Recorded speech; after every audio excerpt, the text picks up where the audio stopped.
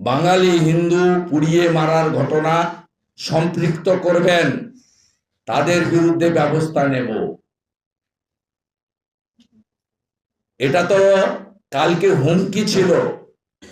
বিচলিত মুখ্যমন্ত্রী, তার সরকার হিন্দুদের ক্রমবর্ধমান রাস্তায় বেরিয়েছে প্রতিবাদে ভয় পাচ্ছিলেন।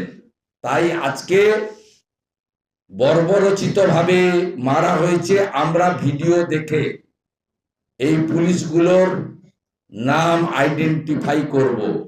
আমাদের ধারণা এই পুলিশগুলোর মধ্যে একটা বড় অংশ ভুয়া ওবিসি সার্টিফিকেট দিয়ে ওবিসি কোটায় তৃণমূলের আশীর্বাদ নিয়ে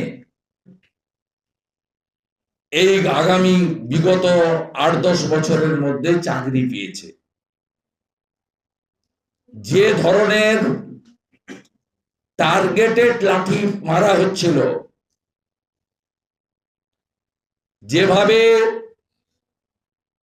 লাল বাবা মহারাজ সহ গেরুয়া বসন পরা, ধুতি পরা, পাঞ্জাবি পরা, গলায় রুদ্রাক্ষের মালা, কারোর জটা, কারোর মণ্ডিত মস্তক, তাদেরকে নিরস্ত্র সাধুগুলোকে যেভাবে পেটাচ্ছিল, এতে পরিষ্কার হয়ে গেছে এই লাঠিটা শুধু পুলিশ তার কর্তব্য পালনের জন্য মারছে না।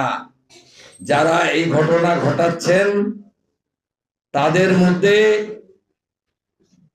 অন্য কোনো প্রবৃত্তি লুকিয়ে রয়েছে, কোনো হিডিং এজেন্ডা রয়েছে। আমরা এটা ছাড়বো না। আগামীকাল